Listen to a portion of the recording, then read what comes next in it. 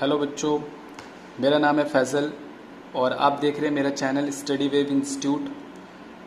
हम चैप्टर पढ़ रहे थे 11th क्लास का बेसिक अकाउंटिंग टर्म्स। और बेसिक अकाउंटिंग टर्म्स में इससे पहले मैं ऑलरेडी 2 वीडियो बना चुका हूं, जिसके अंदर मैंने 3-3 वर्ड करके अलग अलग वीडियो में 6 वर्ड आपको समझाए हुए हैं।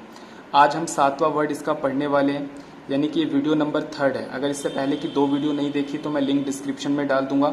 अच्छी अंडरस्टैंडिंग के लिए आप जाकर वो दोनों वीडियोस भी देख लीजिए। तो हमारा नेक्स्ट वर्ड है जिसका नाम है परचेज।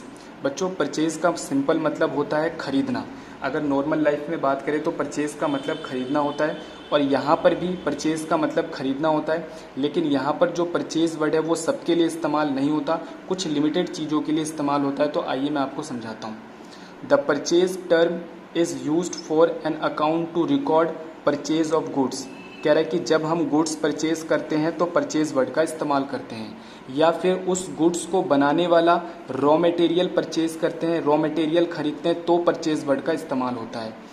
गुड्स जो होते हैं वो रीसेल के लिए खरीदे जाते हैं, और जो रॉ मटेरियल होते हैं वो फर्दर गुड्स को प्रोड्यूस करने के लिए, बनाने के लिए खरीदे जाते हैं। Product which are also to be sold, जिसे हम क्या कर देते हैं, बाद में गुड्स को हम सेल कर देते हैं। तो ये परचेज की डेफिनेशन थी। अब मैं आपको एग्जांपल लेकर समझाता हूँ।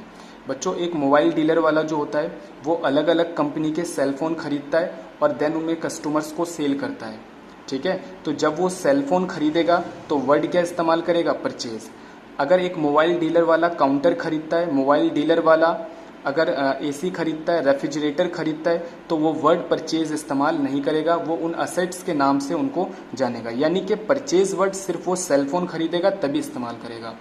इसी तरीके से अगर वो सेलफोन से जुड़ा हुआ कोई दूसरा आइटम भी खरीदता है, यानी कि जिसको वो सेलफोन के अंदर यूज़ करके फर्दर कस्टमर्स को बेचेगा, तो वो उसका रॉ मटेरियल है, और रॉ मटेरियल के लिए भी वो परचेज वर्ड इस्तेमाल करता है। इसी तरीके से एक गारमेंट्स की शॉप वाला जो होता है, अगर वो कपड़े खरीद कर लेकर आता है तो हम वर्ड इस्तेमाल करेंगे परचेज।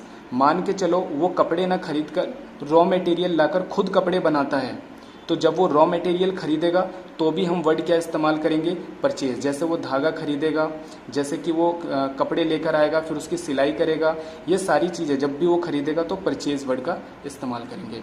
अगर गारमेंट्स की शॉप वाला एसी खरीदता है, रेफ्रिजरेटर खरीदता है, अगर गारमेंट्स की शॉप वाला लाइट खरीदता है, या फर्दर कोई व्हीकल खरीदता है, या कोई भी एसेट्स खरीदता है, तो हम परचेज वर्ड का इस्तेमाल नहीं करेंगे। तो इससे क्या रिजल्ट निकला कि भाई जो परचेज वर्ड होता है वो सिर्फ गुड्स के लिए इस्तेमाल होता है और रॉ मटेरियल के लिए इस्तेमाल होता है, जब हम गुड्स या रॉ मटेरियल खरीदते हैं। The term purchase include both cash and credit purchase. बच्चों, जो परचेज होता है वो कैश में भी हो सकता है और क्रेडिट में भी। हमारे बिजनेस में बहुत सारा जो गुड्स होता है वो कैश में खरीदा जाता है, यानी कि खरीदते ही पेमेंट कर दी जाती है, और बहुत सारा जो होता है वो क्रेडिट में, यानी कि सामान की डिलीवरी हो जाती है, गुड्स की डिलीवरी हो जाती है, लेकिन उनकी पेमेंट फ्यूचर में की जाती है। आगे चलते हैं। एक वर्ड होता है परचेज रिटर्न। इस परचेज रिटर्न को एक और नाम से जानते हैं जिसे हम रिटर्न आउटवर्ड भी कहते हैं। बच्चों, जो भी सामान हम खरीदते हैं या जो भी सामान बिजनेस में खरीदे जाते हैं वो किसी वजह से कई बार वापस भी कर दिए जा सकते हैं। हो सकता है कि जो सामान हमने खरीदा वो डिफेक्टिव हो सकता है जो सामान हमने खरीदा वो हमारी कंडीशन के अकॉर्डिंग ना हो, तो हम उन्हें क्या कर देते हैं, रिटर्न कर देते हैं। Goods purchase may be return to the seller for any reason say they are the defective are known as the purchase return। कह रहा है कि जब परचेज किया हुआ सामान वापस होता है तो उसे हम परचेज रिटर्न कह देते हैं। अब नेक्स्ट वर्ड है बच्चों हमारा सेल, यानी हमारा वर्ड नंबर 9 है।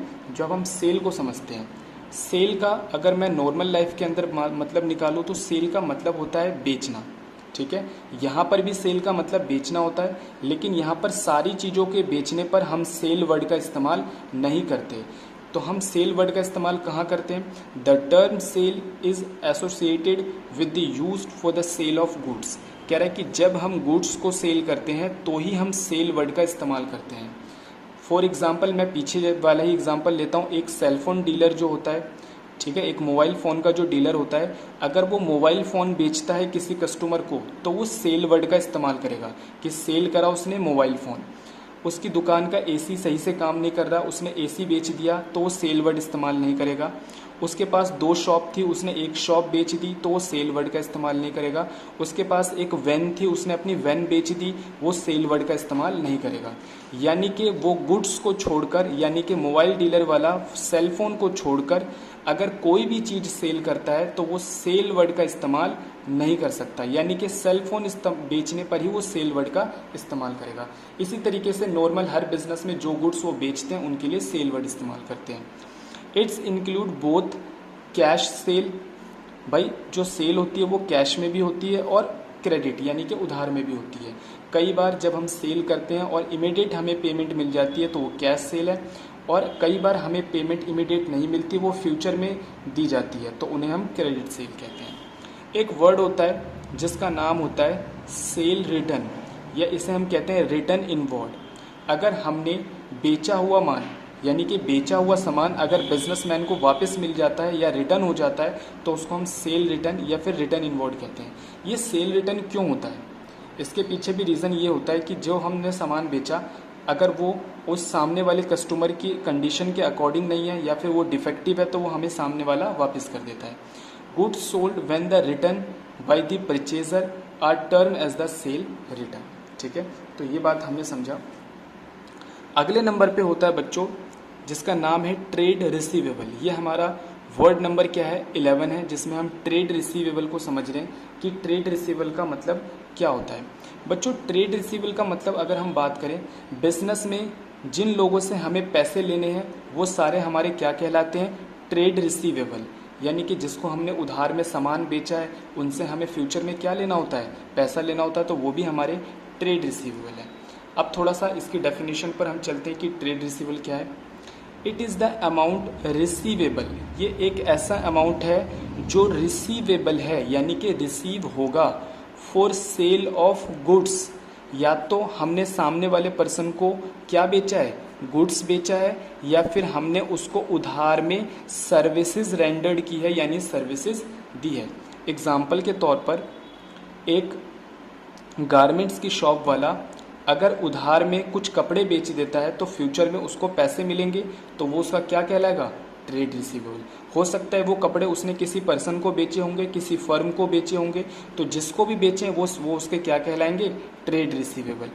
यह सर्विस भी रेंडर की जा सकती है। जैसे मैं स्टूडेंट्स को टीच करता हूँ तो मैंने किसी बच्चे को टीच करा, ठीक है, उस बच्चे ने बोला कि भैया मैं पेमेंट 2 महीने के बाद दे दूंगा, अभी मेरे पास पैसे नहीं है, तो वो मेरा क्या कहलाएगा, ट्रेड रिसीवेबल कहलाएगा। तो आप सारे बच्चे याद रखेंगे कि ट्रेड रिसीवेबल का मतलब क्या होता है कि अगर कोई बिजनेसमैन गुड्स को सेल करता है या अपनी सर्विसेज रेंडर्ड करता है और फ्यूचर में उसको पैसे मिलने हैं तो वो ट्रेड रिसीवेबल कहलाता है। In ordinary course of the business, ये ordinary course of the business का मतलब क्या होता है कि हम गुड्स को सेल करते हैं तो जो पैसा मिलता है, जो पैसा मिलने वाला है उसी को ट्रेड रिसीवेबल कहेंगे। अदरवाइज मैंने अपना एक एसी बेच दिया, रेफ्रिजरेटर बेच दिया गारमेंट्स की शॉप के अंदर, तो फिर उससे जो पैसा मिलने वाला है वो ट्रेड रिसीवेबल नहीं है। ठीक है, अब आते हैं बच्चों, ट्रेड रिसीवेबल के अंदर 2 तरीके के अमाउंट्स इंक्लूड होते हैं। ट्रेड रिसीवेबल के अंदर 2 तरीके के अमाउंट रिसीव होते हैं। ये हमारे असेट्स होते हैं ट्रेड रिसीवेबल। सबसे पहली बात, असेट्स क्यों होते हैं, क्योंकि ट्रेड रिसीवेबल हमें फ्यूचर में इकोनॉमिक बेनिफिट्स पहुंचाते हैं, यानी कि फ्यूचर में हमें इकोनॉमिक बेनिफिट इनसे पहुंचने वाला है, ये हमारे असेट्स हैं। अब हमें याद रखना है कि ट्रेड रिसीवेबल में डेटर भी आते हैं और बिल्स रिसीवेबल भी आते हैं। सबसे पहले अगर हम डेटर की बात करते हैं कि डेटर का मतलब क्या होता है। बच्चों मान के चलता हूँ कि एक फर्म ने एक पर्सन को सेल कर दिया जिसका नाम क्या था, राम। तो राम हमें फ्यूचर में क्या देगा, राम हमें फ्यूचर में पेमेंट देगा। तो राम को हम क्या बोलेंगे, राम को हम बोलेंगे डेटर। तो डेटर का मतलब क्या होता है, बी यहाँ पे साइलेंट होता है। तो डेटर आर द पर्सन और एंटिटीज, कह रहे हैं ये पर्सन भी हो सकता है यानी कोई एक पर्सन हो सकता है, या एंटिटीज मतलब कोई फर्म भी हो सकती है। To whom business has sold goods, जिसे बिजनेस ने गुड्स सेल करा है या फिर सर्विसेज दी है, किस में, क्रेडिट में दी है। And amount has not receive yet, लेकिन जिसने अभी तक हमें पैसे नहीं दिए तो ऐसे पर्सन को हम डेटर कहते हैं। एग्जाम्पल के तौर पर हमने क्या बताया कि अगर किसी बिजनेसमैन ने राम को गुड्स सेल कर दिए तो राम से हमें फ्यूचर में क्या लेने हैं, पैसे, तो राम को हम बोलेंगे राम हमारा डेटर बन गया। ठीक है। तो जिस पर्सन को हमने गुड्स बेचे हैं, जिस पर्सन को हमने सर्विसेज रेंडर्ड करी है और उस पर्सन से हमें फ्यूचर के अंदर पैसे लेने हैं, तो ऐसे पर्सन को हम डेटर कहते हैं, ठीक है। तो याद रखेंगे डेटर की ये सारी बातें। अब आते हैं बच्चों, दूसरी टर्म्स है इसकी बिल रिसीवेबल। भाई बिल रिसीवेबल का मतलब क्या होता है? फिर से मैंने एग्जांपल दिया था कि आपने एक पर्सन को सेल करा है जिसका नाम क्या था? राम था, ठीक है। अब राम बोलता है कि यार तुम पैसे लेने के लिए बार बार मुझे फ़ोन मत करना, पैसे लेने के लिए बार बार मेरे पास मत आना, मैं खुद एक बड़ा बिजनेसमैन हूँ, मैं थोड़े से पैसों के लिए परेशान नहीं होना चाहता, ये पकड़ो एक बिल। राम ने हमें एक बिल दे दिया, वो बिल था 3 महीने का, इसे कहते हैं बिल ऑफ एक्सचेंज। तो उसने हमें एक बिल दिया क्योंकि हमें पैसे लेने थे, तो हमें जो बिल मिला वो क्या था? Bill receivable. अब मैं 3 महीने के बाद राम के पास ना जाकर मैं राम के बैंक में चला जाऊंगा और राम के बैंक में जाकर जितने भी पैसे राम से लेने हैं वो रिकवर कर लूंगा, तो इसे हम कहते हैं बिल रिसीवेबल, ठीक है। तो याद रखेंगे, जब डेटर हमें कोई बिल दे देता है और हमें फ्यूचर में पैसों की रिकवरी बिल के माध्यम से होती है, तो उसे बिल रिसीवेबल कहते हैं। Bill receivable exchange of accepted by the debtor, जब डेटर बिल एक्सेप्ट कर लेता है तो उसे बिल रिसीवेबल कहते हैं। The amount of which will be receive on the specified date, इसकी एक स्पेसिफाइड डेट होती है बिल की, 3 महीने, 4 महीने, 2 महीने, इस तरीके से, ठीक है। ठीक है, तो नेक्स्ट वर्ड पे चलते हैं। सेम उसके क्रॉसपोंडेंस, जैसे हमने ट्रेड रिसीवेबल पढ़ा, उसके क्रॉसपोंडेंस एक वर्ड है ट्रेड पेबल। अब ट्रेड पेबल का मतलब क्या होता है? It is the amount payable for the purchase of goods. कह रहा है कि जब हम गुड्स परचेज कर लेते हैं, क्या परचेज करते हैं? गुड्स, या फिर सर्विसेज ले लेते हैं, ठीक है, in the ordinary course of the business, तो ऐसे पर्सन को हम क्या कहते हैं? ट्रेड। तो इसको हम क्या कहते हैं? ट्रेड पेबल कहते हैं। अब आपको पता है कि बिजनेस के अंदर सिर्फ उधार में सामान बेचा ही नहीं जाता बल्कि उधार में खरीदा भी जाता है। तो अगर हम बिजनेसमैन हैं और हमने as a businessman goods purchase करे हैं उधार में, क्रेडिट में, या हमने किसी से कोई भी सर्विसेज उधार में ली है, तो हमें फ्यूचर के अंदर उस पर्सन को पेमेंट करनी पड़ेगी, और जिसे हमें पेमेंट करनी पड़ती है वो हमारे ट्रेड पेबल्स के अंदर इंक्लूड हो जाते हैं। बच्चों ट्रेड पेबल के अंदर सिमिलर उसी की तरह ट्रेड पेबल में 2 लोग आते हैं, एक होता है क्रेडिटर, एक होता है बिल पेबल। मान के चलो हमारी फर्म ने किसी से उधार में सामान खरीदा। मैं एग्जांपल लेता हूँ कि मेरी एक फर्म है, गारमेंट्स की फर्म है मेरी, ठीक है, और गारमेंट्स की फर्म में मैंने एक पर्सन से क्या करा? परचेज करा, जिसका नाम है श्याम। भाई श्याम से हमने उधार में क्या करा हुआ है? परचेज करा हुआ है क्रेडिट में, क्या? गुड्स। तो शाम को हमें क्या करना है? शाम को हमें फ्यूचर के अंदर पेमेंट करनी है, ठीक है। एग्जाम्पल क्या दिया? एक शाम पर्सन है जिससे मैंने क्रेडिट में सामान परचेज किया हुआ है, तो फ्यूचर में मुझे शाम को क्या करना है? पेमेंट करना है। और जिस पर्सन को मुझे फ्यूचर के अंदर पेमेंट करना होता है उसको हम क्रेडिटर कहते हैं, ठीक है। तो क्रेडिटर की डेफिनेशन में क्या बताएगा? इज एन पर्सन और एंटिटी, ये पर्सन भी हो सकते हैं, हो सकता है कि हमने सामान किसी फर्म से खरीदा हो, मान के चलते हैं, तो अगर हम फर्म से भी खरीदेंगे तो वो हमारा क्रेडिटर होगा।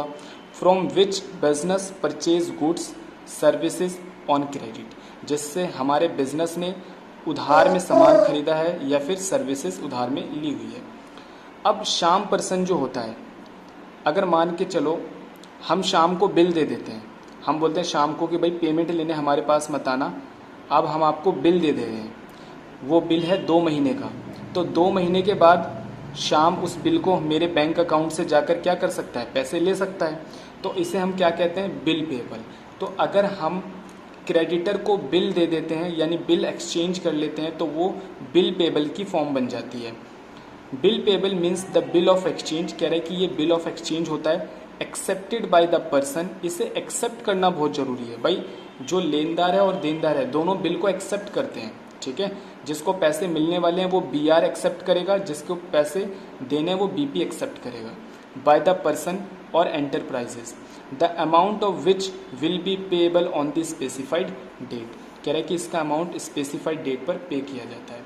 तो ट्रेड पेएबल 2 तरीके के, क्रेडिटर और बिल पेएबल। क्रेडिटर मतलब जब पर्सन को पे करने थे तो क्रेडिटर, लेकिन अगर हमें बिल मिल गया यानी बिल से पेमेंट करनी है तो फिर वो बिल पेबल में आ जाता है। ठीक है, तो आज की क्लास में हम इतना ही पढ़ेंगे। तो आज की क्लास अगर आपको अच्छे से समझ में आई है तो ज़्यादा से ज़्यादा वीडियो को शेयर करिए, और अगर आप हमारे चैनल पे नए हैं तो हमारे चैनल को सब्सक्राइब भी करिए। ठीक है, तो अभी ये चैप्टर हमारा ख़त्म नहीं हुआ, तो मिलता हूँ मैं अब इसके नेक्स्ट पार्ट के अंदर, यानी कि इसके 4th पार्ट में।